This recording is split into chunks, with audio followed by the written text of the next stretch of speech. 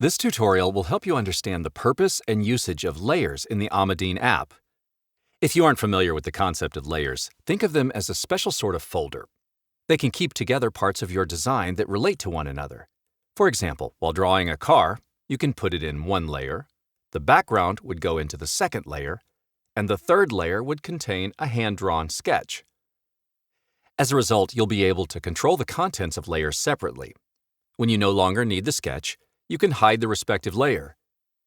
While you're working on the car, you can hide layers with the background and other parts in order to have a more clear view on what you're editing at the moment. You can also have individual layers for interchangeable parts of the design. For instance, a postcard can have the same text in different languages.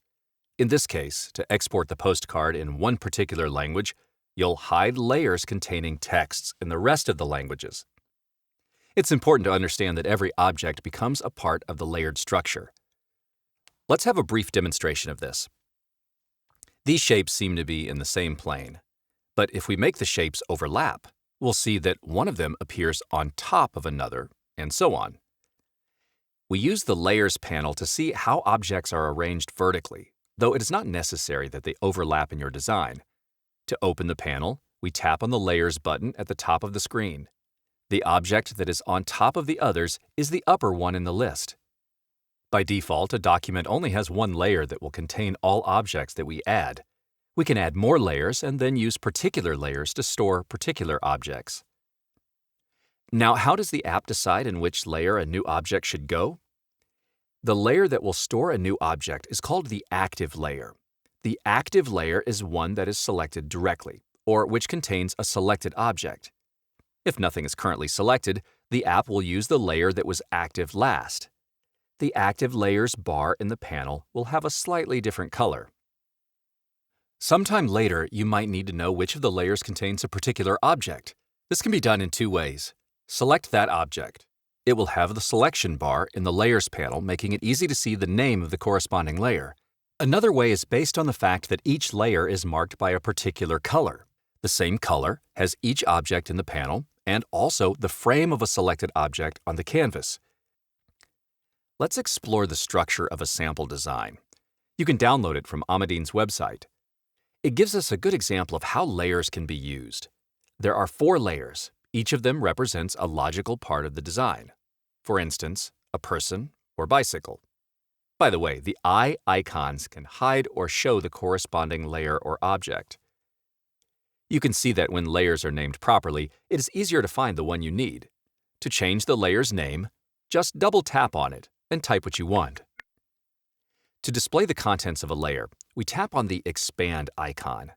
The Person layer includes 2 nested layers.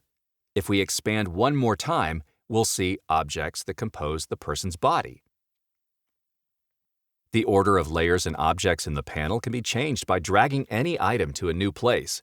For example, we can place a bird in front of the letter A by dragging the bird's item to the upper position in the list. The same can be done using the 4 arrows at the bottom of the panel.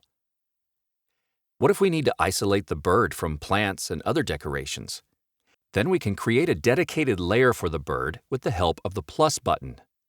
Let's name it Animals. Now the bird can go into the new layer.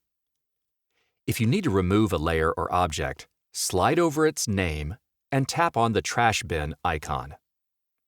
Once we're satisfied with this part of the design, we can lock it using the lock icon. Locking protects objects from being inadvertently selected on the canvas and being modified by mistake. You might notice that our design consists of maybe 100 small pieces. The following tool helps you quickly find objects in the list. For example, let's locate the letter A. We just need to select the A in the design. Then we tap on the magnification glass. The app highlights the corresponding item in the list. Expanding layers and scrolling happens automatically. At the top of the panel are the opacity and blend mode settings.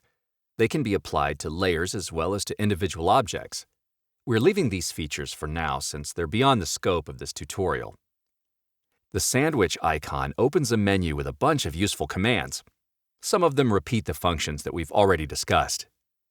The Layers panel seems unnecessary if you don't use layers at all, but it still remains a valuable tool for hiding and locking objects. It can also show you the tree of objects, groups, or nested groups. Thank you for watching this video. Hope it was helpful.